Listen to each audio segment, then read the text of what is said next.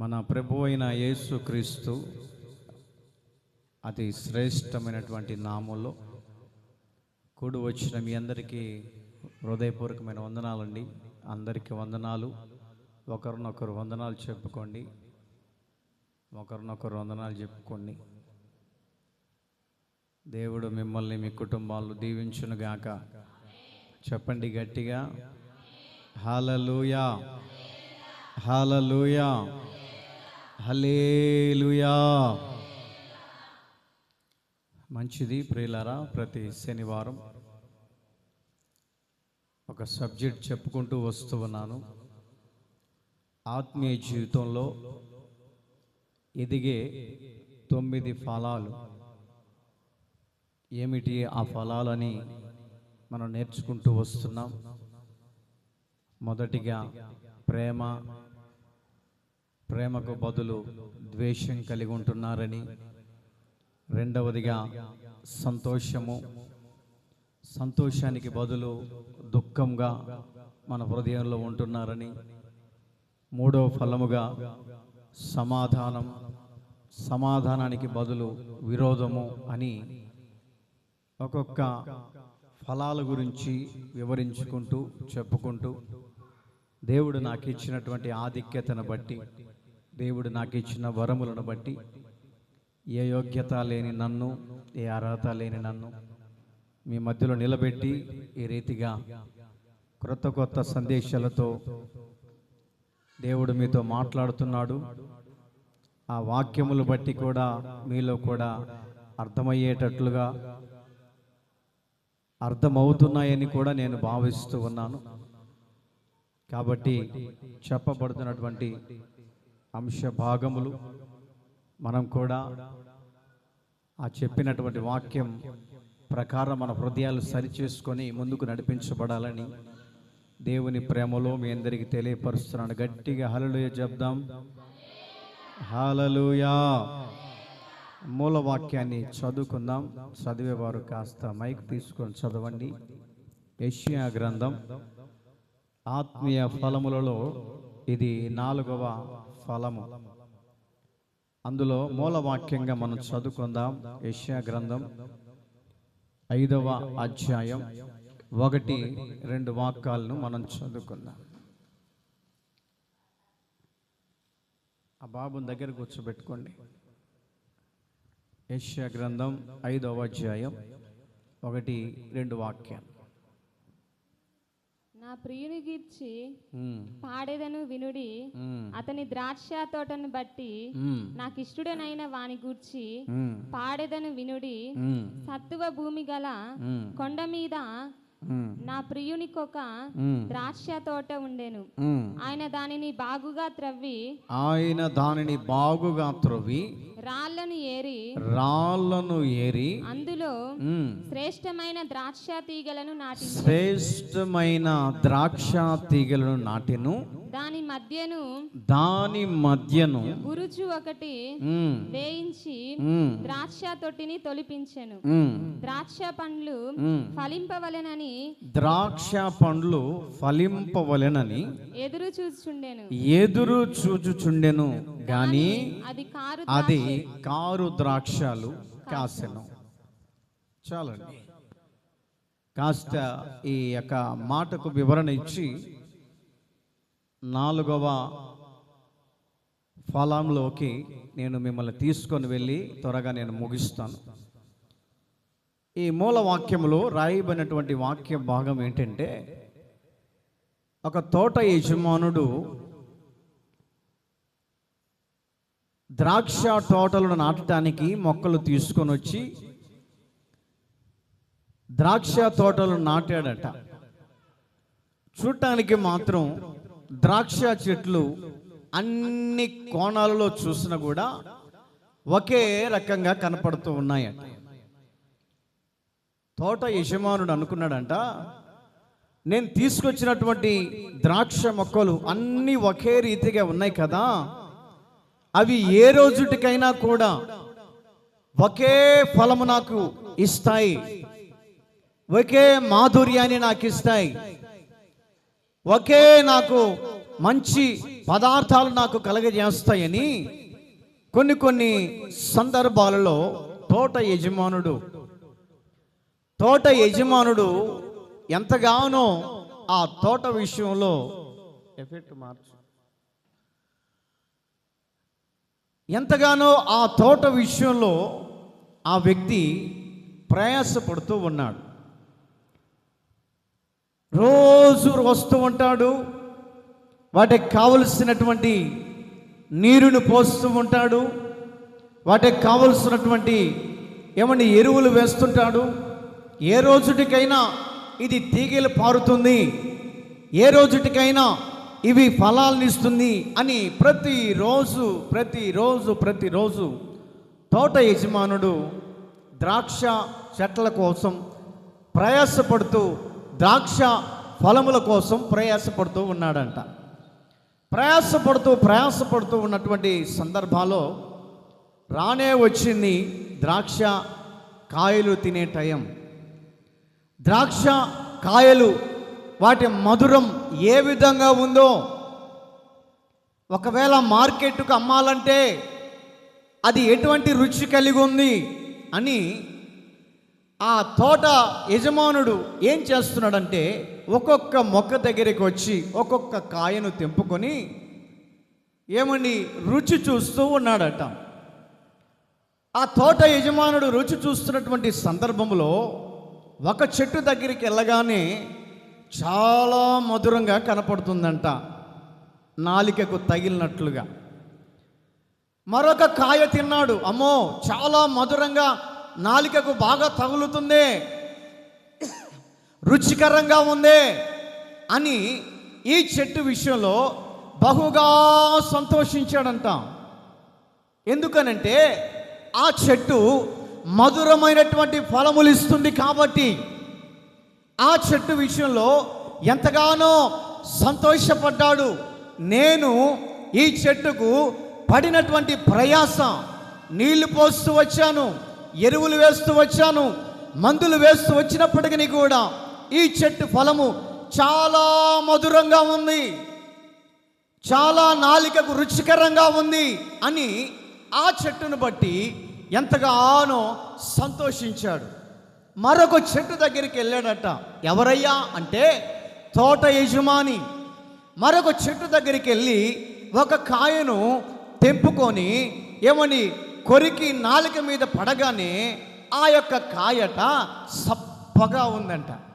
మనం బజార్కి వెళ్ళినప్పుడు ద్రాక్షను కొనుక్కోవాలనుకున్నప్పుడు మనకున్నటువంటి ఒక అలవాటు ఉంది, బేరం చేస్తాం. ఎంతయా ఇదంటే కేజీ ఇంతమ్మా అంటాడు. ఆయన కేజీ ఇంత అని అనకముందే మనం ఒక కాయ తీసుకొని ఏం చేస్తాం ఒక కాయ తీసుకొని అమాంతంగా నోట్లు వేసుకొని అబ్బా బాగుంది అని అంటాం. ఆ రుచి చూస్తేనే మనం తీసుకోగలుగుతాం. రుచి చూడకపోతే ఈ బాగలేవులేయా అని చెప్పేసి మరొక షాప్ దగ్గరికి వెళ్ళగలుగుతాం. ఎందుకు అని అంటే ఆ యొక్క ద్రాక్షల విషయంలో రుచిగా ఉంది కాబట్టి. ఈ యొక్క యజమానుడు కూడా ఫస్ట్ ఒక చెట్టు దగ్గరికి వెళ్తే మాధుర్యంగా ఉంది, రెండవ చెట్టు దగ్గరికి వెళితే అది నాలుక మీద పెట్టుకొని కొరకగానే సప్పగా ఉందంట. ఆయన అనుకున్నాడు ఈ కాయ వేస్ట్, ఇన్ని సంవత్సరాలు నేను ప్రయాసపడ్డాను ఈ చెట్టు కోసం, నీళ్ళు పోశాను, ఎరువులు వేశాను, ఇంత ప్రయాసపడ్డ కూడా ఈ యొక్క చెట్టు కాయ సప్పదనాన్ని ఇచ్చింది, ఇది వేస్ట్ అని బాధపడి, మనసులో బాధపడి దాన్ని నరికి పడేయలేదు. మరలా మూడో చెట్టు దగ్గరికి వెళ్ళి ఒక కాయను తెంపుకొని నోట్లో పెట్టుకొని కొరుకుతా ఉంటే అది ఎలాగుందంటే కారు ద్రాక్షలు కాసెను అని బైబిల్లో రాయబడింది. క్రీస్తునందు ప్రియ దేవుని బిడ్డలారా, నీకు చెప్పబడుతున్నటువంటి వాక్య అర్థము ఏమిటంటే పొలము యజమానుడు ఎవరయ్యా అని అంటే యేసు క్రీస్తు ప్రభుల వారికి సాదృశ్యంగా ఉన్నాడు. పొలము యజమానుడు యేసు క్రీస్తు ప్రభుల వారికి సాదృశ్యంగా ఉన్నాడు. పొలము అనగా దేవుని మందిరానికి సాదృశ్యంగా కనపడుతూ ఉంది. మూడవదిగా ద్రాక్ష చెట్టు ఎవరయ్యా అంటే నీవు నేనే. హల్లెలూయా, హల్లెలూయా. ద్రాక్ష చెట్టు నీవు నేనే. పొలము యజమానుడు అనబడుతున్నటువంటి యేసు క్రీస్తు ప్రభుల వారు మన ఆత్మీయ జీవితంలో మన ఆత్మీయ జీవితాన్ని అభివృద్ధి చేయటానికి, ఆత్మీయ జీవితాన్ని బలాభివృద్ధిలోనికి తీసుకుని వెళ్ళటానికి, ఆత్మీయ జీవితాన్ని డెవలప్ చేయటానికి యేసు క్రీస్తు ప్రభుల వారు అనబడుతున్నటువంటి పొలము యజమానుడిగా ఏమండి ఈ యొక్క పొలము అనబడుతున్నటువంటి దేవుని మందిరములోనికి మనల్ని తీసుకొని వచ్చి ఒక మొక్కగా నాటాడు. మొక్కగా నాటినటువంటి మన ఆత్మీయ జీవితంలో ఏమండి దేవునికి రుచికరమైనటువంటి ద్రాక్షాల వలె కనపడాలి. దేవునికి ఆనందాన్ని కలిగించే ద్రాక్షాల వలె కనపడాలి. దేవునికి ఇంపైనటువంటి సువాసన వలె కనపడాలి. దేవుడు మనల్ని మన దగ్గరికి వచ్చి మన ఫలాలు వెతికినప్పుడు మన ఫలము ఏ విధంగా ఉండాలంటే దేవునికి ఇష్టానుసారమైనటువంటి ద్రాక్ష ఫలాలుగా ఉండాలి. హల్లెలూయా, హల్లెలూయా. దేవునికి ఇష్టానుసారమైనటువంటి తీపిదనాన్ని కలిగించే ద్రాక్షల వలె ఉండాలి. ఎందుకంటే దేవుడు మన కోసం ప్రయాసపడ్డాడు. దేవుడు మన కోసం ఏమండి ఈ సంఘములో ఏమండి దేవుడు మన కోసం నీ కష్టం ఏమిటో, నీ బాధ ఏమిటో, నీ ఇరుకులు ఇబ్బందులేంటో ఎన్నెన్నో సందర్భాలలో ప్రార్థించినప్పుడు, ఏడ్చినప్పుడు, ప్రలాపించినప్పుడు, దేవుని పాదాలు పట్టుకొని ఈ సమస్యల మధ్యలో నలిగిపోతున్నానని కృంగి కృషించినటువంటి సందర్భంలో ఫలము యజమానుడిగా యేసుక్రీస్తు ప్రభుల వారు నీకు ఎన్నెన్నో కార్యాలు చేసుకుంటూ వచ్చాడు. ఎన్నెన్నో ఏమండి వాక్యాల ద్వారా నేను ధైర్యపరుచుకుంటూ వచ్చాడు. ఎన్నెన్నో దేవుని వాక్యములతోటి ధైర్యపరుచుకుంటూ, దేవుడి ఉపదేశములతో ధైర్యపరుచుకుంటూ ఏ విధము చేతనైనా నీ ఆత్మీయ జీవితం చేదుకరంగా ఉండకూడదని, నీ ఆత్మీయ జీవితం ఏమండి సప్ప జీవితంగా ఉండకూడదని, నీ ఆత్మీయ జీవితం అనేక మందికి మధురాన్ని కలిగించే చెట్టులాగా ఉండాలని ఫలం యజమానుడు ప్రయాసపడుతున్నాడంట. ప్రయాసపడుతున్నటువంటి సందర్భంలో దేవుని బిడలగా మేమండి ఆ యొక్క ద్రాక్ష చెట్టుగా పిలవబడుతున్నటువంటి మన జీవితంలో దేవునికి మధురాన్ని అనుగ్రహించే చెట్టులాగా మనము మన కుటుంబాల్లో మార్చబడదుము గాక. హల్లెలూయా, హల్లెలూయా. కారైనటువంటి ఆ కారు లాంటి ద్రాక్ష జీవితాలను మన హృదయంలో దేవుడు దూరపరచును గాక. ఎందుకు ఈ మాట చెప్తున్నానంటే దేవుడు మనల్ని ఆత్మీయ జీవితంలో ఎదిగింప చేయటానికి మరొక మెట్టుగా దేవుడు మనతో మాట్లాడుతున్నాడు. మరొక మెట్టుగా దేవుడు మనల్ని ఎక్కించాలని, ఉన్న స్థితిలోనే ఉన్న పాటనే ఉండకుండా ఆత్మీయ జీవితంలో మరొక మెట్టుకు తీసుకొని వెళ్ళి దేవుడు ఇచ్చే ఆశీర్వాదాలను బట్టి, దేవుడిచ్చే మేలులను బట్టి దేవుడు నిన్ను ఇంకా అత్యధికంగా ఏమండి దినదినము ఏమండి మెట్టు ఎక్కించడానికి పొల యజమానుడిగా దేవుడు మనతో మాట్లాడుతూ ఉన్నాడు. దేవుడు మనల్ని కొన్ని సందర్భంలో హెచ్చరిస్తున్నాడు. ఎందుకంటే ద్రాక్ష చెట్టుగా ఉన్నటువంటి నీ జీవితంలో ఒకవేళ దేవునికి కారు ద్రాక్షాలుగా నువ్వు కనపడినట్లయితే దేవుడు నిన్ను ఏ విధము చేతనైనా ప్రయాసపడుతున్నాడు. ఆ మొక్కను తీసుకెళ్ళి నరికి వేయట్లేదు. ఈ మొక్క పనికిరాదు, దేనికి పనికిరాదని ఏమండి మన యొక్క దేవునికి విరోధంగా ఉన్నటువంటి మనల్ని దేవుడు తీసి నరికి అగ్నిలో పడవేయలేదు. ఎందుకంటే ఈ సంవత్సరమైన ఈ మొక్క మధురమైనటువంటి ద్రాక్షాలను ఇస్తుందేమో, ఈ సంవత్సరమైన బ్రతుకును మార్చుకొని దేవుని వైపు మలుతుందేమో, ఈ సంవత్సరమైన దేవుని వాక్యముల ద్వారా సరిచేద్దాము, ఈ సంవత్సరమైన దేవుని వాక్యముల ద్వారా ధైర్యపడుతాము, ఈ సంవత్సరమైన తన బ్రతుకుని మార్చుకొని నా వైపు మల్లుతుందని యేసు క్రీస్తు ప్రభుల వారు ఫలము యజమానుడుగా మన హృదయంలో మధురమైనటువంటి ద్రాక్షాల కోసం ఎదురు చూస్తున్నాడండి. ఈరోజు నా ప్రియ దేవుని బిడ్డలారా, ఎన్నెన్నో వాక్యాలు ఇట్టుంటా, ఎన్నెన్నో వాక్యాలు ఉంటుంటాం. ఏమండి కొంతమంది ఏమండి వాక్యం విన్నంతసేపు మాత్రం ఏమండి భయముతో వణుకుతూ ఉంటారు. మందిరం దాటి వెళ్ళిపోయిన తర్వాత ఆ వాక్యం ఎటు వెళ్ళిపోతుందో, ఆ వాక్యం ఎటు వెళ్ళిపోతుందో. దేవుని భయానికి కరువైపోతున్నారు. దేవుని భయము లేదు. ఏమండి దేవుని మందిరంలోకి వచ్చినప్పుడు మాత్రం భక్తులుగా కనపడతారు, కానీ దేవుని మందిరం దాటిన తర్వాత శక్తులుగా కనపడుతూ ఉన్నారు. శక్తులుగా కనపడుతూ ఉన్నారు. అందుకనే నీ యొక్క శక్తి జీవితాన్ని దేవుడు మరుగుపరిచి ఆత్మీయ జీవితాన్ని పూర్తిగా నీలో ధరింప చేయడానికి యేసుక్రీస్తు ప్రభు పొలము యజమానుడుగా నీ దగ్గరికి వచ్చి వాక్యం ద్వారా నిన్ను హెచ్చరిస్తుంటాడండి. వాక్యం ద్వారా నిన్ను గద్దిస్తూ ఉంటాడు. వాక్యం ద్వారా నిన్ను హెచ్చరించినప్పుడు వాక్యమైన దేవుడు నాతో మాట్లాడాడు, నా హృదయాన్ని సరిచేశాడని నీవు ఎప్పుడైతే వాక్యానికి భిన్నంగా నడుచుకొని వాక్యానికి భిన్నంగా సరిచేసుకొని ప్రవర్తనను దేవునికి అప్పగించుకోగలిగితే దేవుడు నీలో ఏమండి మంచి ఫలాలను చూస్తాడండి. దేవుడు నీలో మంచి ఫలాలు చూస్తాడు. అందుకని అక్కడ రాయబడినటువంటి మాటను గమనిస్తూ ఉంటే, ద్రాక్ష పండ్లు ఫలింపవలనని ఎదురు చూచుచుండెను కానీ అది కారు ద్రాక్షలు కాసెను. ప్రియా ఆత్మీయ దేవుని బిడలరా, దైవ జనాంగమా, మన ఆత్మీయ జీవితంలో కారు ద్రాక్షలు అనే అనుభవాన్ని పాతి పెట్టాలండి. సంవత్సరాలు గడిచిపోతున్నాయి, నెలలు గడిచిపోతున్నాయి, రోజులు గడిచిపోతున్నాయి, కానీ మన జీవితంలో ఎన్ని వాక్యాన్ని విన్నా కూడా మార్పు చెందలేని పరిస్థితుల మధ్యలో నామకార్థ క్రైస్తవులుగానే మిగిలిపోతున్నారు. దేవుడిని విషయంలో బాధపడుతున్నాడు. అయ్యో, నా పొలమనబడుతున్నటువంటి సంఘములోనికి తీసుకొచ్చానే, ఈ బిడ్డ గుండా ఎదుటి వారికి ప్రయోజనకరంగా ఉంటాడని, ఎదుటి వారికి రుచికరంగా ఉంటాడని ఎంతగానో నేను ప్రయాసపడుతుంటే ఎప్పుడు చూసినా కూడా కారు ద్రాక్షలే ఫలిస్తున్నాయని ఒకానొక రోజున నా ప్రియ దేవుని బిడ్డలారా, కారు ద్రాక్షలు కాసే వ్యక్తుల మీద దేవుడు కోపపడతాడు, దేవుడు బాధపడతాడు, దేవుడు కన్నీరు కారుస్తాడు.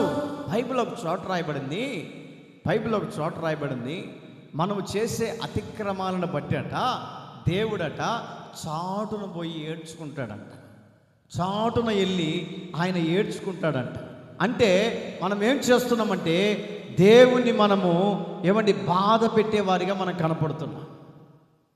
దేవుణ్ణి మనము ఏమండి బాధ పెట్టేవారిగా కనపడుతున్నాం.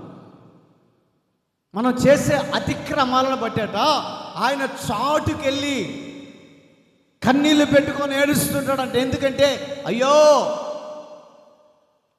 ఈ యొక్క పొలములో, ఈ యొక్క సంఘములో ఇన్ని సంవత్సరాల నుంచి నేను నీరు పోసానే, ఇన్ని సంవత్సరాల నుంచి వృద్ధి పొందాలని, వృద్ధి పొందుట కొరకై ఎరువులు వేశానే, మందులు వేశానే, చెట్టు పెద్దదైంది, కానీ ఈ యొక్క చెట్టులో కారు ద్రాక్షాలు కనపడుతున్నాయని యేసు క్రీస్తు ప్రభుల వారట చాటుకెళ్ళి ఏడుస్తుంటాడంట.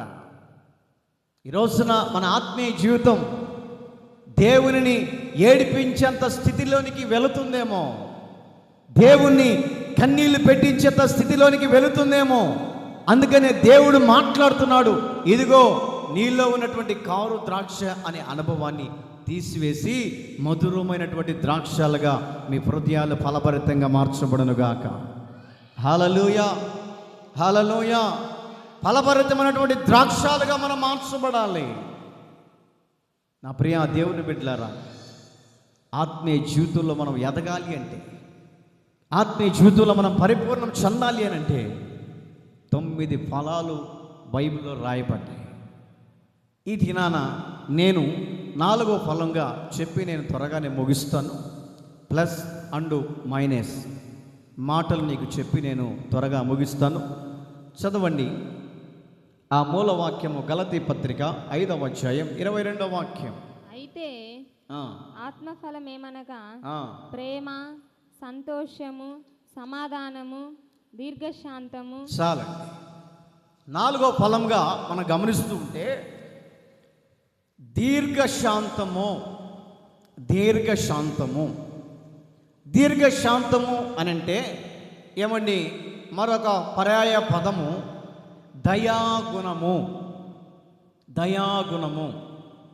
ఎవరైనా రోడ్డు మీద ఒక తగ్గిపోయినటువంటి ముసలమ్మ కానీ నడుచుకుంటూ పోతూ, ముసలాయన కానీ నడుచుకుంటూ పోతూ ఏమండి కర్ర పట్టుకొని నడుచుకుంటూ పోతూ ఒకవేళ కాలు తట్టుకోనో ఏమండి రాయి తట్టుకోనో కింద పడ్డారనుకోండి, ఎదురుగుండి మనం చూస్తున్నాం అనుకోండి, మన హృదయంలో దీర్ఘశాంతం ఉన్నట్టేనా? దీర్ఘశాంతం లేదు. నీవెప్పుడైతే ఎదుటి వ్యక్తి, ఆ కింద పడినటువంటి వ్యక్తి నీ కంట పడగానే మన హృదయం ఏమవుతుందంటే, అమ్మో పాపం తగ్గిపోయిన వ్యక్తి పడిపోయాడని చెప్పేసి నీవు దీర్ఘశాంతముతోటి ఆ వ్యక్తి దగ్గరికి వెళ్ళి అమాంతంగా లేపి ఆయనకు కావలసినటువంటి నీళ్ళు ఏమంటే కర్ర చేత పట్టుకొని ఏమండి ఆ వ్యక్తిని ఎప్పుడైతే నువ్వు ఆదరించగలుగుతావో ఆ వ్యక్తి ఏం చేస్తాడో తెలుసా? ఆయన పోత ఏమంటాడంటే, ఆమె పోత ఏమంటాడంటే, అయ్యా నీవు కింద పడినటువంటి నన్ను లేపావు కాబట్టి దేవుడు నిన్ను దీవించునుగాక అంటాడు. హల్లెలూయా, హల్లెలూయా. అయ్యా థ్యాంక్ యూ అయ్యా అంటాడు. ఎప్పుడైతే అతని నోట కృతజ్ఞత వచనం వచ్చిందో అప్పుడు నీ యొక్క హృదయం ఏమైపోద్దంటే ఏమండి సంతోషంతో తెప్పరిల్లుతావు, సంతోషంతో దీర్ఘశాంతముతో ఏమండి మనము సంతోషపడుతూ ఉంటాం. దీర్ఘశాంతం అని అంటే ఏమండి నీలో ఆ దీర్ఘశాంతం అనేది పనిచేస్తూ ఉండాలి. ఎదుటి వ్యక్తి కింద పడినప్పుడు చూస్తూ మనం వెళ్ళిపోతున్నాము అంటే మన హృదయం ఏమైపోతుందంటే ఏమండి కఠినముతో హృదయము ఉన్నట్లుగా మనకు కనపడుతుంటాయి. కఠిన హృదయం అని అనుకుంటాం. చాలామంది కూడా ఏమండి కింద పడిన వ్యక్తులు కూడా చూస్తూ మెలకుండా వెళ్ళిపోతారు, కానీ ఏమండి లేపరు. చూస్తూ ఉంటారు కానీ లేపరు. అతని హృదయం ఏమైపోయిందంటే కఠినమైపోయింది. అతని హృదయం ఏమైపోయిందంటే కఠినము బండబారిన హృదయంగా మార్చబడింది. అందుకనే 4వ ఫలముగా మనం గమనిస్తూ ఉంటే ఏమండి దీర్ఘశాంతము కలిగిన వాళ్ళై దేవుని మందిరములో ఎవరైతే నడిపించబడతారో ఆ దీర్ఘశాంతం ఏమండి ఆ దీర్ఘశాంతం మనల్ని ఒకానొక రోజున పరలోకానికి తీసుకుని వెళ్తుంది. హల్లెలూయా, హల్లెలూయా. పరలోక రాజ్యానికి తీసుకుని వెళ్తుంది. దేవుని బిడ్డలకు ఉన్నటువంటి స్వభావం ఏంటంటే దీర్ఘశాంతము కలిగినటువంటి వారిగా నిలవబడాలి. ఏమండి ఎక్కువ శాతం దీర్ఘశాంతము కలిగినటువంటి వ్యక్తులకే ఏమండి ఎన్నిపోట్లు వస్తూ ఉంటాయి. దీర్ఘశాంతం కలిగిన వారికే ఏమండి వారి యొక్క దీర్ఘశాంతాన్ని పరీక్షించడానికో ఏమో చాలామంది ఎదుటి వాళ్ళు ఎదురు పడతా ఉంటారు. ఎందుకో మన యొక్క మనస్సాక్షిని పరీక్షించడానికి, మన యొక్క మనస్తత్వాన్ని పరీక్షించడానికి కొన్ని సందర్భంలో అపవాదినటువంటి సాతానే వాళ్ళల్లో దూరి నిన్ను అనరాని మాటలు అనిపిస్తుంది, నిన్ను కోపంతో కూడినటువంటి మాటల మధ్యలోకి తీసుకొని వెళుతుంది, నిన్ను ఏమండి క్రోధముతో కూడినటువంటి విధానాల్లోనికి తీసుకుని వెళ్ళి నీకున్నటువంటి భక్తిని పాడు చేయటానికి, నీలో ఉన్నటువంటి దీర్ఘశాంతాన్ని చంపివేసి కోపాన్ని రాపడానికి ప్రయత్నం చేస్తూ ఉంటుంది. ఏంటిది అని అంటే అపవాదినటువంటి సాతాను ఎదుటి వ్యక్తులలో దూరి మన భక్తిని పరీక్షించడానికి, మనం చేస్తున్నటువంటి భక్తిని పరీక్షించడానికి కొన్ని సందర్భాలలో ఏమండి అలాంటి విధానాల్లోనికి తీసుకొని వెళ్తున్నప్పుడు మనం గమనించుకొని, ఓహో అపవాదైనటువంటి సాతాను నా దీర్ఘశాంతాన్ని పరీక్షిస్తున్నట్టు కాబట్టి వాడితో నాకు పనేంటి, వాడితో నాకు సహవాసం ఏంటని ఏమండి అపవాది తంత్రాలను ఎరిగినటువంటి వారిగా దేవుని బిడలుగా ఏమండి మనం నిలిచి ఉండాలి. అందుకని పెద్దోళ్ళు అంటారు, దుష్టుని చూసి చెప్పాలి, చెప్తేనే నాకు అర్థమయ్యేది, మీకు అర్థమవుతుందా లేదా అని. దుష్టుని చూసి చాలామంది అంటారు, ఒరే వాడు దుష్టుడురా, వాడితో నీకేం పని, దుష్టుని చూసి దూరంగా పారిపో.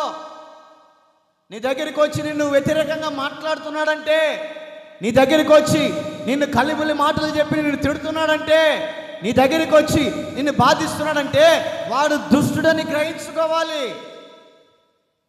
వాడు దుర్మార్గుడని గ్రహించుకోవాలి. దేవుని గురించి తెలియనటువంటి వ్యక్తిని గమనించుకోవాలి. దేవుని వాక్యం అంటే తెలియనడని గుర్తించుకొని దుష్టుని చూసి మనం ఏం చేయాలంటే పారిపోవాలంట. బైబిలే చెప్తుంది, బైబిలే చెప్తుంది, దుష్టుని చూసి దూరంగా పారిపో. వాడితో మనకేం పని? తిట్టుకుంటాడా? తిట్టుకొని వాడు నోరు నొప్పి పడి ఏమండి కొన్ని సందర్భాల్లో వాడే నోరుకు ఏమండి మాట్లాడి నోరు నొప్పి పుట్టి ఆగిపోతాడేమో. నేను అందుకే కొన్ని సందర్భాలు ఎక్కడికైనా బయటికి వెళ్ళినప్పుడు కూడా చాలామంది వ్యతిరేకంగా మాట్లాడుతున్నారు అనుకోండి, ఇన్నంతసేపు విని అక్కడి నుంచి వెళ్ళిపోతా, నాకెందుకు వచ్చిందిలే గొడవ అని. బైబిల్ గ్రంథము చెప్తున్న మాట ఏంటంటే దుష్టునికి మనము దూరంగా ఉండాలి. కొన్ని సందర్భాల్లో ఆ దుష్టుడు మన కుటుంబాలలో చేరి భార్యాభర్తల మధ్యలో అసమాధానాన్ని కల్పించి గొడవలు రేపి అక్కడ ఏముండదండి, అక్కడ ఏముండదు మాట్లాడుకోవటానికి, అక్కడ ఏముండదు. ఈయన గారు చెప్తాడమ్మా కాస్త భోజనం పెట్టుకరంటే నన్ను భోజనం తెమ్మంటావా? మార్కాపురంలో ఒక ఆయన నాకు తెలుసు, సహోదరుడు, రోజు ఏమండి తాగి వస్తూ ఉంటాడు. తండ్రి చెప్తాడు, ఒరే అట్లా తాగమాకురనైనా మంచి పద్ధతి కాదంటే, ఏమండి ఒక రోజున తాగి వచ్చాడు, ఇంకా ఏదో ఒక కోణాల్లో గొడవ పెట్టుకోవాలని చెప్పేసి తండ్రి మీద ఏమండి ఏ గోశాన కూడా ఇంత లూజు దొరకపోయేసరికి వాళ్ళ నాన్న మధ్యాహ్నం పూట పిలిచి, నానా చిన్నోడా అన్నమాకలయ్యే టైం దగ్గర పడదురా, అన్నం తినరా అని అన్నాడు. నన్ను అన్నం తినమంటావా నువ్వు? ఆడేమన్నా తప్పుంది అండి? నువ్వు నన్ను అన్నం తినమంటావా అని చెప్పేసి ఇష్టం వచ్చినట్టు గొడవ పెట్టుకున్నాడు. ఆ ఆన్సర్ లేదు అక్కడ. కొన్ని సందర్భాల్లో కూడా దుష్టుడైనటువంటి అపవాది ఎదురుపడుతుంటాడు మనకు. ఎందుకనంటే మన దీర్ఘశాంతాన్ని పరీక్షించడానికి, మన యొక్క భక్తిని పరీక్షించడానికి. ఏమండి ఆడ ఏ ఆన్సర్ లేకపోయినా, ఏ క్వశ్చన్ లేకపోయినా కొన్ని సందర్భాల్లో ఎదుటి వ్యక్తులు మనల్ని కావాలని గదిలిస్తున్నప్పుడు మనం ఏమనుకోవాలంటే ఈడు దుష్టుడు, ఈడు ఒంట్లో దుష్టుడు దూరాడు అని ఆత్మీయంగా ఎదుగుతున్నటువంటి స్త్రీలు కానీ పురుషులు కానీ భార్యాభర్తల విషయంలో కూడా గ్రహించుకోవాలి. ఏమండి కొన్ని సందర్భాల్లో తాగి వచ్చి గొనుగుతున్నాడు అనుకోండి, గొనికి మత్తు దిగిన తర్వాత నీ దగ్గరకు వచ్చి శుభ్రంగా వచ్చి పలకరేడా? ఏమండి ఆ మత్తు దిగిన తర్వాత నీ దగ్గరికి వచ్చి అమ్మా నాకు టీ అని చెప్పేసి అడగడా? కొన్ని సందర్భాలలో క్షణికమైనటువంటి ఆవేశమును బట్టి ఈ రోజున స్త్రీలు కానీ పురుషులు కానీ కుటుంబాలు విచ్ఛిన్నమైపోతున్నాయండి. ఏముండదు ఆడ కారణం ఏముండదు. భర్త అన్న తర్వాత భార్యను తిడతాడు, భార్య అన్న తర్వాత భర్తను తిట్టుకుంటూ ఉంటారు. చిన్న సహజము, చిన్న పొరపాట్లు కామన్గా జరుగుతుంటాయి భార్యాభర్తల మధ్యలో. అంత మాత్రానికే నా యజమాను నన్ను అరిచాడని చెప్పేసి, నా భర్త నన్ను తిట్టాడని ఏమండి నువ్వు ఇల్లు ఇడిచి వెళ్ళిపోయావనుకో అపవాది నీలో ఉన్నాడన్నటువంటి సంగతి గుర్తెరగాలి. అపవాది నిన్ను బాధ పెడుతున్నాడు, అపవాదికి నువ్వు చోటు ఇచ్చావని నువ్వు గుర్తెరగలేకపోతున్నావంటే ఇన్ని సంవత్సరాలు భక్తి చేసినా కూడా వ్యర్థమే. ఇన్ని సంవత్సరాలు దేవుని వాక్యాన్ని విన్నా కూడా అవన్నీ ఏమైపోయాయంటే ఏట్లో వేసినట్టు అయిపోతాయి. ఈనాటి క్రైస్తవులు కూడా అలాగా తయారైపోతున్నారు. క్రీస్తునందు ప్రియ దేవుని బిడలారా, స్త్రీలారా, కొన్ని సందర్భాలలో మీ భర్తలు ఒకవేళ మిమ్మల్ని బాధ పెట్టినప్పుడు, మిమ్మల్ని గద్దించినప్పుడు, మిమ్మల్ని ఒకవేళ ఏమండి కోపంతో కూడిన మాటలు అన్నప్పుడు కాసేపు మౌనంగా ఉండండి. ఆ మత్తు దిగిన తర్వాత నీ దగ్గరికి వచ్చి చెయ్యి మీద చేసి గడ్డం పట్టుకొని బతిలాడుకోడా, అమ్మ అన్నం పెట్టమ్మా నాకు అని. ఆకలి అవుతుంది అన్నం పెట్టు అన్నప్పుడు నీ మనసు ఏమైపోతుందయ్యో, మా ఆయన ఇప్పుడు దాకా నన్ను తిట్టినా కూడా నా మీద చూడు ఎంత ప్రేమ ఉందో, నా మీద చూడు ఎంత ప్రేమ ఉంది అని చెప్పేసి ఆ ప్రేమను బట్టి అప్పుడు దాకా కోపం వచ్చిన కోపం ఎట్టపోతుందో తెలియదు.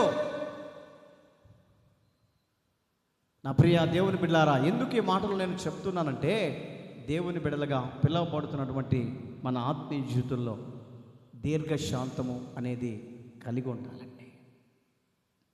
కలిగి ఉండాలి. దీర్ఘశాంతం కలిగి ఉండాలండి. కొన్ని సందర్భాల్లో యజమానులను మనం బాధ పెట్టినప్పటికీ కూడా ఆ బాధను అనుభవించే వారిగా ఉండాలి. అదే భార్యాభర్తల మధ్య అనుబంధం. భార్యాభర్తల మధ్య ఏమండి అనుబంధం అంటే అదే. అందుకని ఏమండి వివాహం చేసేటప్పుడు ఏమండి దేవుని సేవకులు కానీ ఒక వాక్యం చదివిస్తారు. ఏమిటా వాక్యం అంటే, వివాహము అన్ని విషయంలో చెప్పాలి. వివాహము అన్ని విషయంలో ఘనమైనది. ఘనమైనది.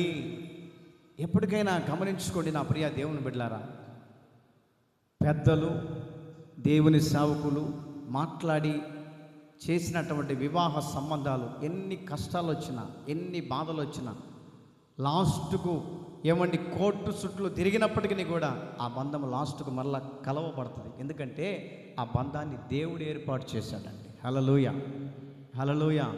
దేవుడు ఏర్పాటు చేశాడు. విడదీయగలరా ఎవరైనను మరి ఏదైనను, రాజా జగమెరిగిన నా యేసు రాజా, రాగాలలో అనురాగాలు కురిపించిన మన బంధమో అనుబంధము, మన బంధమో. చప్పలు కొడదాం గట్టిగా. విడదీయగలరా ఎవరైనను మరి ఏదైనను, విడదీయగలరా ఎవరైనను మరి ఏదైనను, రాజా జగమెరిగిన నా యేసు రాజా, రాజా జగమెరిగిన నా యేసు రాజా, బలహీనతలయందునా అవమానములయందునా పడినను కృంగినను నీ కృప కలిగి యుందునే, పడినను కృంగినను. చప్పలు కొట్టండి గట్టిగా. యుందుని బలహీనతలయందునా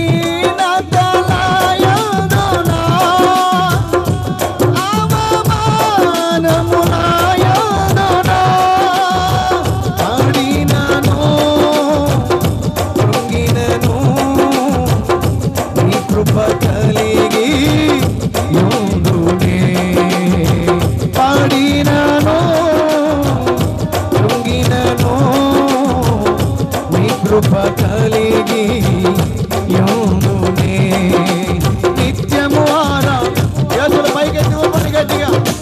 చేతుల పైకెత్తి ఊపండి. నిత్యము ఆరాధనకు నా ఆధారమా. చేతులున్నవారు యేసయ్యా, నిత్యము ఆరాధనకు నా ఆధారమా.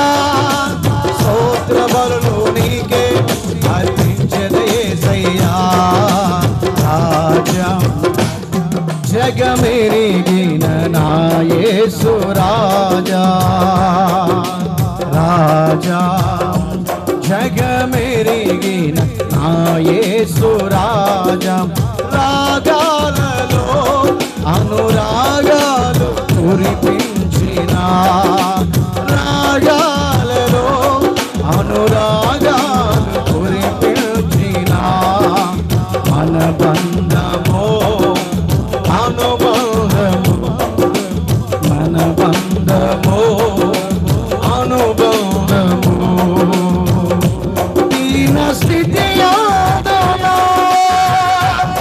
సంపన్న స్థితి యాదనా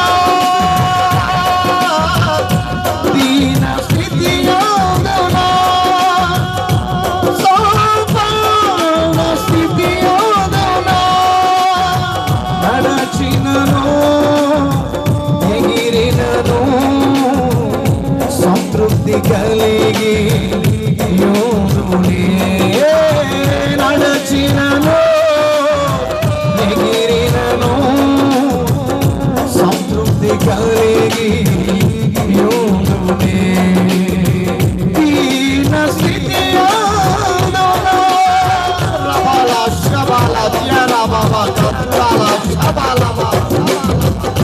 దీన స్థితి యాదనా సంపన్న స్థితి యాదనా నడచినను ఎగిరినను సంతృప్తి కలిగి యుంగునే నడచినను ఎగిరినను సంతృప్తి కలిగి యుంగునే నడచినను ఎగిరి అందరూ సఫలవతో దేవుని స్తుతిద్దాం నడచినను రబా శబా కమాల త్యాల బాబా బాబా రిబాల శబా బాబా త్యాల బాబా కతురాల శబాల కతురాల బాబా ఈ పరిశుద్ధాత్మ కూటములో దేవుని ఒక్కొక్కరు బలపరచాలని శక్తితో నింపాలని ప్రతి బలహీనతలు కొట్టివేయాలని సర్వశక్తి కలిగిన దేవుడిగా సర్వశక్తి కలిగిన దేవుడిగా ఒక్కొక్కరు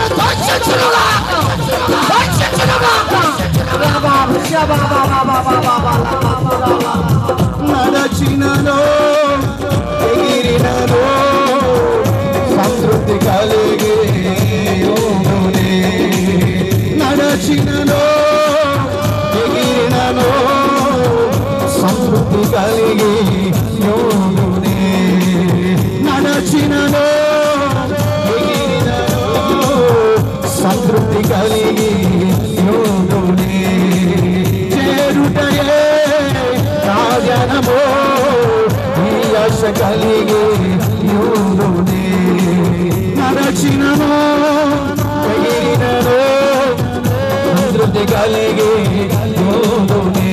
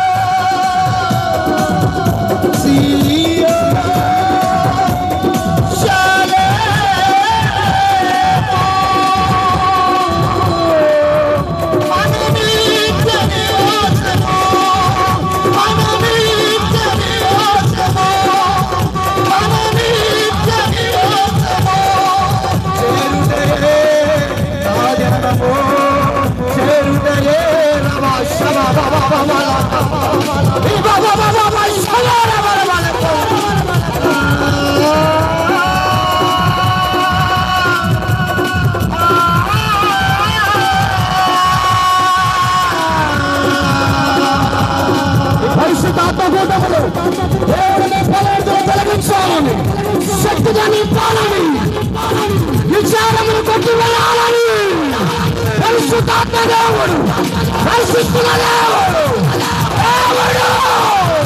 దేవుడు సర్వశక్తి కలిగిన దేవుడు సర్వశక్తి కలిగిన దేవుడు సర్వధన్యాది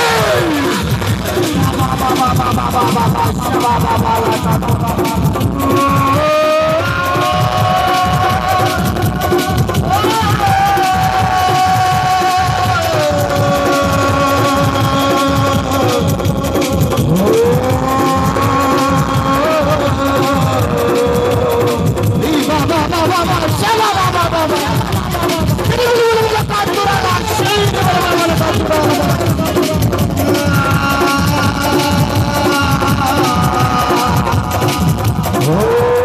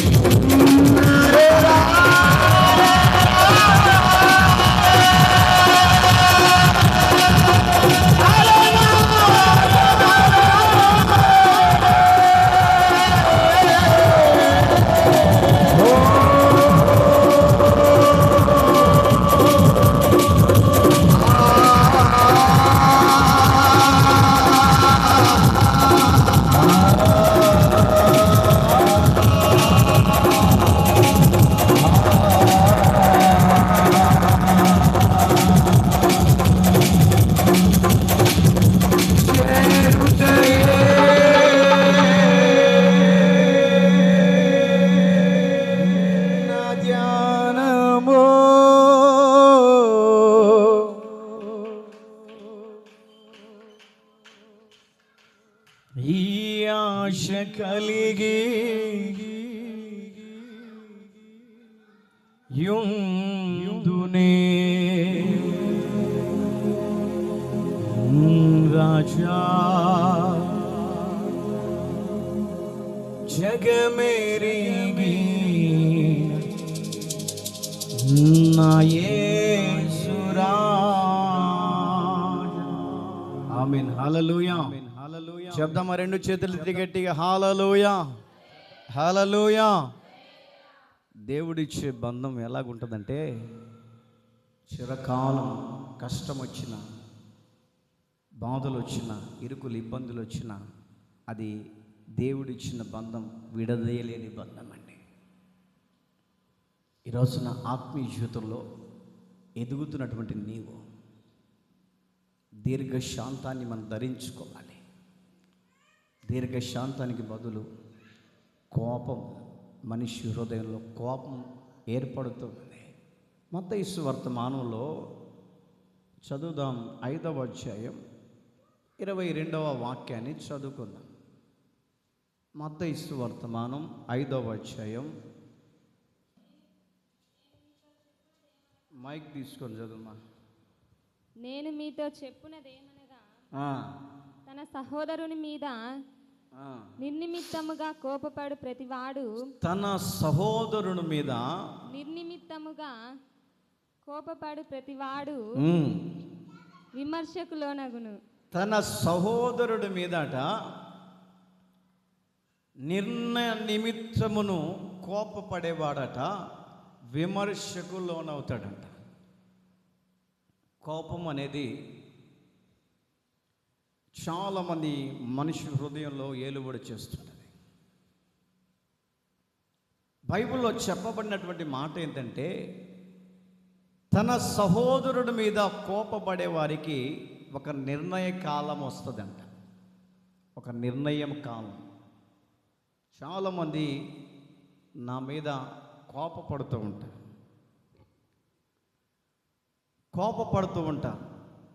నా మీద ఎక్కువ శాతము విశ్వాసులు కోపపడరు. నేను ఆడికి వెళ్ళిన కూడా నాకు శత్రువు ఎవరయ్యా అంటే, మీకు శత్రువు ఎవరయ్యా అంటే ఏమంటారంటే, మీరేమంటారంటే అపవాదైన సాతాను అంటారు. మరలా రెండవసారి అడిగితే నీ శత్రువు ఎవరంటే మా పక్కింటోళ్ళని అంటారు కొంతమంది. కానీ నాకు శత్రువు ఎవరయ్యా అంటే దేవుని సేవకులే. నిజంగా చెప్తున్నా, నాకు శత్రువు ఎవరంటే దేవుని సేవకులే. ఎక్కడికి వెళ్ళినా కూడా దాదాపు నా ప్రియ దేవుని బిడ్డలారా, నాకు తెలిసినటువంటి వాళ్ళ దగ్గరికి దాదాపు 7 మంది దగ్గరికి వెళ్ళా సేవ చేద్దామని. సంఘం లేక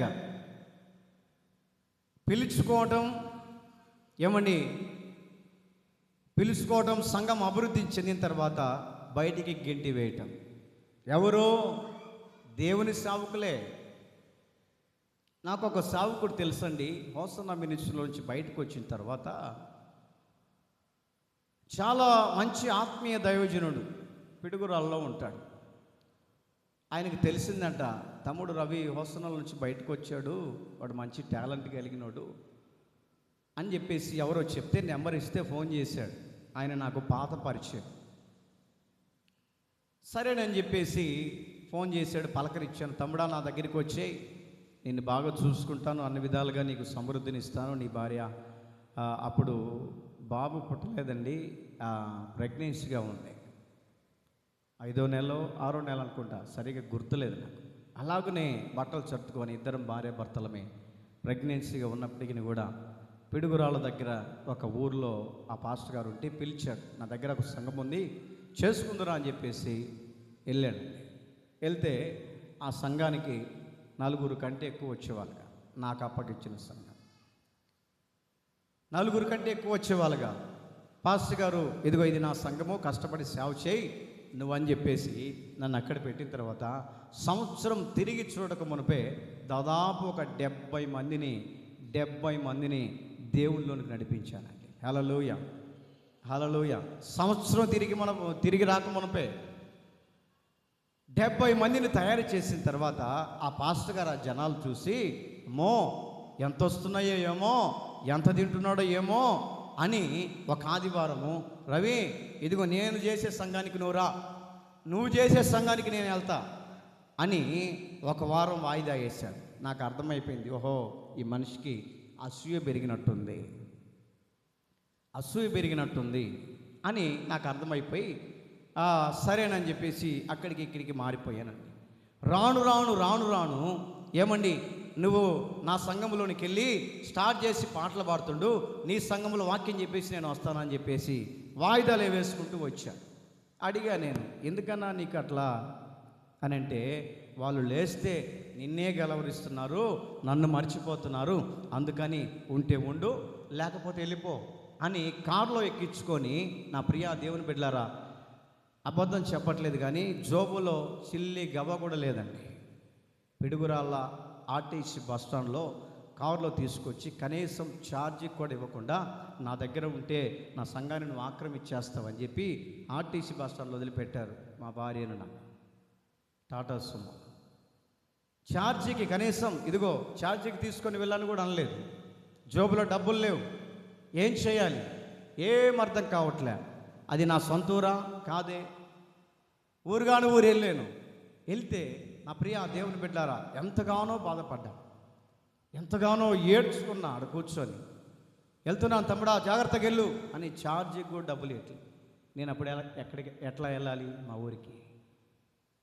మనసులో ప్రార్థన చేసుకున్నా, ప్రభువా మానవుడు అనేవాడు నమ్మదగిన వాడు కాదు, నమ్మదగిన దేవుడు నీవేనైనా, ఇదిగో నేను ఊరు వెళ్ళటానికి నాకు సహాయం చేయని ఆ బస్టాండ్లో కూర్చొని కన్నీళ్ళు కార్చి ఎక్కులు పెట్టి ఏడుస్తుంటే ఆమె ధైర్యపరుస్తుంది.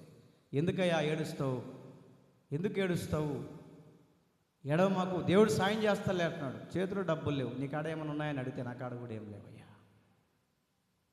ఒక పక్క ప్రెగ్నెన్సీ, కన్నీళ్ళు పెట్టుకొని దుఃఖముతో ఏడుస్తున్నానండి. ప్రభా మీరే సహాయం చేయండి నాయనా. కోపముతో ఆ మనిషి తీసుకొచ్చి వదిలిపెట్టిపోయాడు, నా దిక్కు నీవే అని. ఏమండి మీరు నమ్ముతారో నమ్మరో కానీ అక్కడ కూర్చొని నా మోకాల మధ్యలో తలకాయ పెట్టుకొని ఎక్కులు పెట్టి ఏడుస్తున్నాను దేవుని తలుచుకొని. వెళ్ళామంటే ఛార్జీకి డబ్బులు లేవు, ఏం చేయాలి? అప్పుడే నా ప్రియ దేవుని బిడ్డలారా ఎక్కులు పెట్టుకొని ఏడ్చుకొని నా భార్య నన్ను ధైర్యపరుస్తుంటే ఓదారుస్తుంటే, ఏమని అప్పుడే నేను కర్చీఫ్ తీసుకొని శుభ్రంగా తుడుచుకొని స్తోత్రం చెప్పుకుంటూ అలాగ నిలబడి అట్లా ఇట్లా చూస్తూ ఉంటే, ఏమండి నేను 2005వ సంవత్సరంలో హోసన్న మినిస్ట్రీలో బైబుల్ ట్రైనింగ్ చేస్తున్నప్పుడు నాకు ఒక ప్రాణ స్నేహితుడు నాకు బాగా క్లోజ్ అయిన ఫ్రెండ్ అండి. ఆ అబ్బాయి పేరు పేతురు అండి. ఆ ఊరు పిడుగురాళ్ళంట. ఆ అబ్బాయి నాకైతే తెలియదు. నేను నిలబడి చూస్తూ ఉంటే నా దగ్గరికి వచ్చి, నీవు రవి పాస్టర్ గారు కదా అన్నాడు. నేను బెత్తరపోయాను. అయ్యా నువ్వెవరో నాకు తెలియదు, నువ్వు చెప్పిన పేరు మాత్రం వాస్తవమే, నా పేరు రవి పాస్టర్. 2005వ సంవత్సరంలో బైబుల్ ట్రైనింగ్ చేశావు? అవును చేశాను. నీతో పాటు ఒకడు తిరుగుతూ ఉండేవాడు పేతురు అని, నీకు గుర్తుంది అంటే, అవును నా ప్రాణ స్నేహితుడు అని. ఆ ప్రాణ స్నేహితుడు నేనే అన్నాడంటే చప్పలు కొట్టి గట్టిగా హల్లెలూయా. ఆ ప్రాణ స్నేహితుడు నేనే.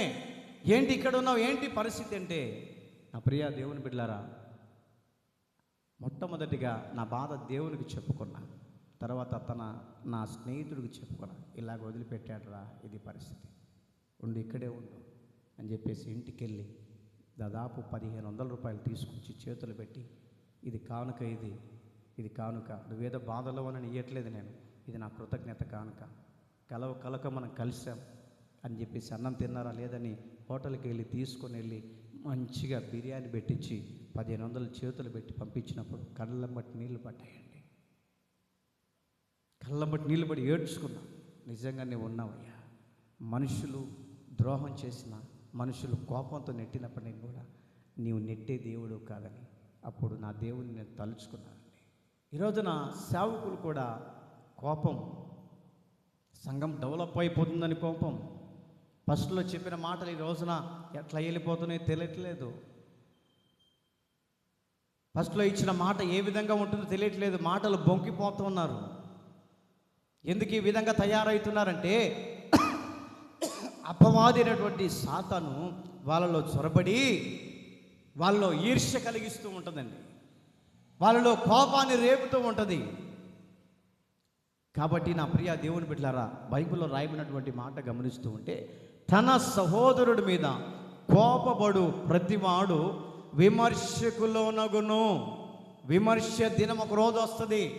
నేను ఈ రోజున ఆ వ్యక్తిని బాధపరిచానని నవ్వావనుకో, విమర్శ దినం వస్తుంది. ఈ రోజున ఆ వ్యక్తిని తొలగించాను అని నీవు సంతోషించావనుకో, విమర్శ దినం వస్తుంది. ఆ వ్యక్తిని నేను లేనిపోని మాటలతో ఇష్టం వచ్చినట్లు మాట్లాడి నొప్పింప చేశానని ఈ రోజున నువ్వు సంతోషపడ్డావనుకో, దేవుడి దగ్గర విమర్శ దినం వస్తుంది. దేవుడి దగ్గర ఏమండి ఒక గ్రంథం ఉంటుంది, మనం చేసినటువంటి తప్పిదాలని రాసి పెట్టి ఉంటాడు. ఎవరితో ఏ మోసం చేశావు, ఎవరితో ఏ అక్రమ సంబంధం కలిగి ఉన్నావు, ఎవరు నువ్వు బాధ పెట్టావు, ఏ విశ్వాసితో నీవు అక్రమ సంబంధం కలిగి ఉన్నావు, ఏ విశ్వాసిని నువ్వు బాధ పెట్టావని దేవుడు తన గ్రంథంలో రాసి పెట్టినప్పుడు అక్కడికి వెళ్ళినప్పుడు జడ్జిమెంట్ ఉంటుంది. అక్కడికి వెళ్ళినప్పుడు నీ యొక్క ఏమని తీర్పు అనేది దేవుడు ఇస్తాడు. విమర్శకు లోనైపోతావు నువ్వు.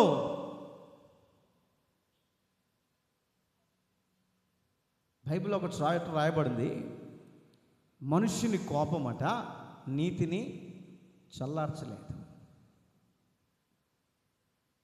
ఈ రోజున కోపం అనేది మనిషి హృదయంలోనికి వెళ్ళి ఈ రోజున ఆత్మీయ జీవితాన్ని కూడా దెబ్బతీస్తూ ఉందండి.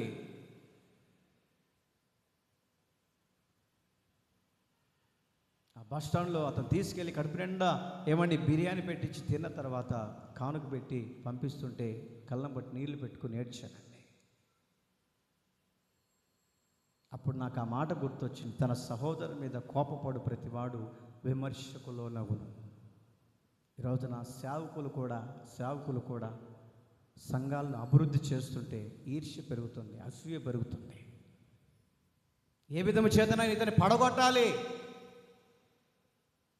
ఏ విధము చేతనైనా దేవునికి దూరం చేయాలి, ఏ విధము చేతనైనా సంఘానికి దూరం చేయాలని ఈ రోజున సేవకుల హృదయాల్లోనే అపవాది దూరి గలిబిలి చేస్తూ ఉంది. మనశ్శాంతి కూడా లేకపోతున్నాడంట. ఒక ఆయన అడిగితే నాకు నిద్ర పట్టట్లేదు 10 రోజుల నుంచి, ఏందో ఆయన సొమ్ము నాకు పెట్టినట్టు. 10 రోజుల నుంచి నిద్ర పట్టట్లేదు. దేనికి నిద్ర పట్టట్లేదు అంటే నేను ఫోన్ చేయలేదంట ఆయనకి. ఒక సేవకుడు చెప్తున్నాడు నాకు, నెల రోజుల నుంచి నన్ను బలకరీయలేదు. ఏందో మేమిద్దరం ప్రేమించుకున్నట్టు. ప్రేమికులమా మేమేమన్నా? ఏమండి, ప్రేమికులు అయితే రోజు ఫోన్ చేస్తారు, హలో డార్లింగ్ ఎక్కడున్నావు, అన్నం తిన్నావా, ఏమన్నం తిన్నావు, పప్పు అన్నం తిన్నావా, లేకపోతే పురుగుల మందు తాగావా, చెప్పండి. ప్రేమికులైతే రోజు ఫోన్ చేసుకుంటారు. ఆయన అంటున్నాడు, నాకు నిద్ర పట్టట్లే 10 రోజుల నుంచి, ఏందో నాకు అర్థం కాలే. అంత లవ్వు నా మీద. మరి అంత లవ్ ఉన్నాడైతే ఫోన్ చేసి పలకరియొచ్చుగా, నేను చేయకపోయినా కూడా. పేరుకు అధికారులమని పిలువబడుతుంటారు కానీ ఇంకిత జ్ఞానం ఉండదు. ఏ కాడికి సంపాదించుకోవడానికి ప్రయత్నం చేస్తారు కానీ ఆత్మల భారము కలిగి దేవుని సేవ చేయాలి, అనేక మంది ప్రజలను రక్షించాలి, అనేక మందిని దేవుని వైపు మరలించాలన్నటువంటి భారం అనేది ఉండదు. వీళ్ళు ఎవరయ్యా అంటే ఆస్తుల భారం కలిగిన వాళ్ళు. ఎవరిని మోసం చేయాలన్నా, ఎవరి నోట్లో మట్టి కొట్టాలన్నా, 4 రూపాయలు సంపాదించుకుందామా? ఖచ్చితంగా బైబిల్ చెప్తున్న మాట ఏంటంటే, విమర్శకు లోనవుతావు. 10 రోజుల నుంచి నువ్వు నాకు ఫోన్ చేయాలి, నాకు నిద్ర పట్టలే 2 దాకా. ఏమో అంత నా మీద అంత లవ్వు. మరి ఏనాటి బంధమో, మరి పాతకాలం బంధమేమో. బంధం ఏమనంటే యేసయ్యతో ఉండాలండి, మనుషులతో కాదు. యేసయ్యతో బంధం ఏర్పాటు చేసుకోవాలి. మనుషులతో బంధం ఏర్పాటు చేసుకుంటే కోపం వచ్చినప్పుడు చేతులు పెడతారు, బాధ కలిగినప్పుడు దూరం చేస్తారు. దేవుడితో దేవునితో మన బంధాన్ని ఏర్పాటు చేసుకుంటే కష్టం వచ్చినా, ఇరుకు ఇబ్బందులు వచ్చినా కూడా ఎవరు విడదీయలేని బంధం అండి అది. అందుకనే భక్తుడైనటువంటి ఆత్మీయ తండ్రి యేసన్న గారు రాసినటువంటి పాట అండి. విడదీయగలరా ఎవరైనను మరి ఏదైనను. ఊరికి రాయలే ఆయన. ఎంతమందిని నమ్ముకొని, మనుషులు నమ్ముకొని ఎంత మోసపోయి ఉంటాడో. అందుకనే ఏమండి, ఖాళీగా కూర్చున్నప్పుడు పెన్ను పేపర్ తీసుకొని రాసుకున్నాడు.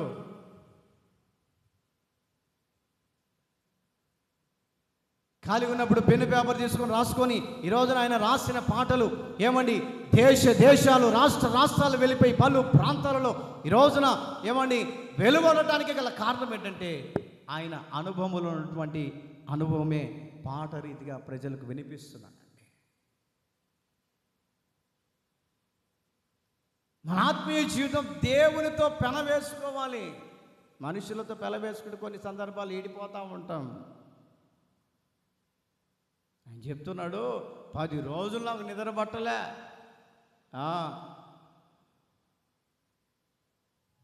ఆయన ఏదో నా దగ్గర తీసుకొచ్చి కట్టలు దాచిపెట్టినట్టు దాన్ని నేను సగం తీసుకున్నట్టు.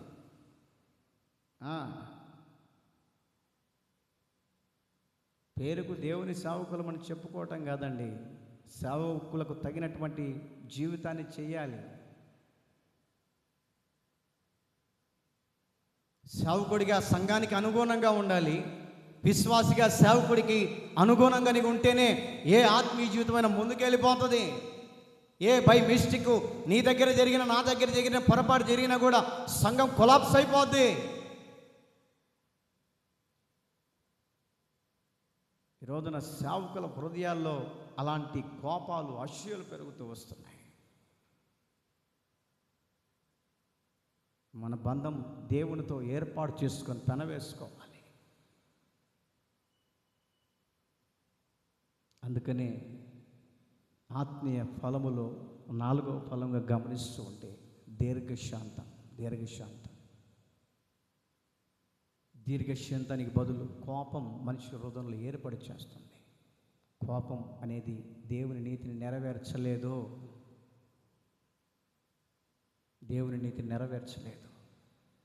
ఈ రాత్రికాల సమయంలో మన స్థితిగతులు ఏ విధంగా ఉంటున్నాయి? ఒకవేళ కోపపడినటువంటి మనస్సు ఏమైనా ఉంటే తీసివేసుకోండి. దీర్ఘశాంతపు మనస్సును ధరించుకుందాం. బైబిల్ చెప్తుంది, నీవు కారు ద్రాక్షల్లాగా ఉండొద్దు. దేవునికి దీపికరమైనటువంటి ద్రాక్షలుగా నువ్వు ఉండగలిగితే పరలోక రాజ్యంలో నిన్ను ఆయన చేరుస్తూ ఉంటాడు. పరలోక రాజ్యంలో నీకు సీటుని ఏర్పాటు చేస్తాడు. భూమి మీద బ్రతికినంత కాలం దీర్ఘశాంతముతో బ్రతుకుదాం. దేవుని పరలోకములో ప్రశాంతతను మనము, మన కుటుంబాలము అనుభవించుదుముగాక. తలలు వంచండి, కళ్ళు మూయండి, ప్రార్థన చేసుకుందాం.